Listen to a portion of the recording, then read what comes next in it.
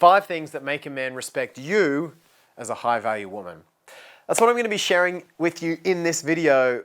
When it comes to adulting, all of us start out as rank amateurs. It's not like there's a guidebook. I've learned this from coaching. When we turn 18 or 21, if you live in the States, we get given some of what our parents know. We ignore most of it. And then with the few pages we've got, we wonder why our lives and dating doesn't go so well.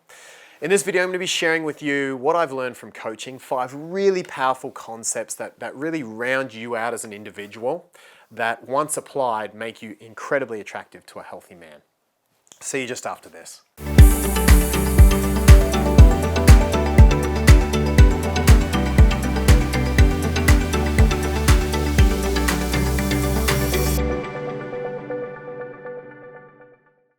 Here are 5 balances we all need to apply on the road to learning to adult. Attractive adulting skill number 1, balancing other problems and your problems.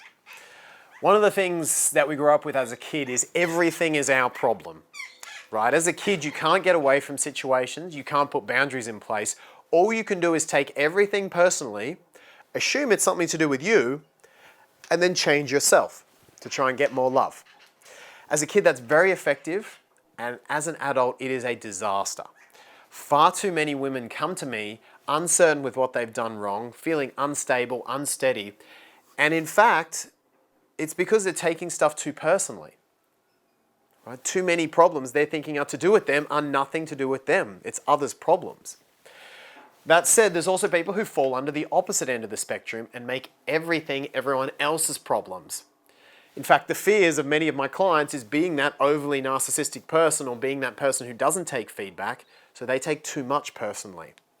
One of the arts of life and being an attractive adult is to navigate that difference, and it's something we all are doing every day. It's not a finished destination, but finding that balance to critically ask yourself, when something goes wrong, is this my problem? Do I need to change something? Or is this another's problem and I need to change nothing? Getting that answer right, I've learned, is one of the secrets to successfully adulting and being incredibly happy while growing in your life. Number 2, skill of adulting is the balance between self-confidence and self-doubt. I've learned over and over again that dancing that fine line between when to be confident and believe in yourself and when to doubt yourself is one of the real skills that comes with being your most attractive self. You might be thinking, well, isn't it always good to be self-confident? Don't I always want to be self-confident and never doubt myself? Well, you'd think that until you meet the current sitting US president. Overconfidence is absolutely a thing, and self-doubt is very important. In fact, if you hadn't had self-doubt, you wouldn't have YouTubed or Googled this video, and you wouldn't be watching it now because you doubt that you know everything, so you realize you can learn more. I have to doubt myself all the time to realize that I can be open to learning more and growing more too. But there's a fine line between using self-doubt too much and falling into brash overconfidence. Part of adulting is to dance that line. And like a plane moving towards a destination, you kind of have to keep correcting as you go. When do I need to doubt myself and learn more? And when do I need to be more confident and put any of my doubts aside? There's no perfect answer, but learning to adult, this is one of the key skills in doing so. Number 3, skill of adulting is the balance between selflessness and selfishness.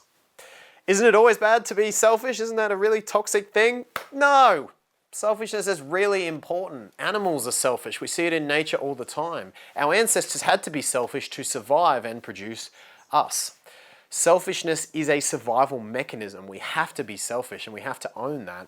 But too much selfishness, as I'm sure you know, can cause all sorts of problems. However, too much selflessness can equally cause problems too. How many clients do I have or women that you know that are too selfless? They're too giving, they're miserable, and they cost themselves happiness because they're always trying to serve others at their own exhaustion. Dancing, finding that line between selflessness and selfishness is absolutely one of the skills of the high-value woman. And the more you get this right, the better you are at this, the more happy and attractive you become to a great man too.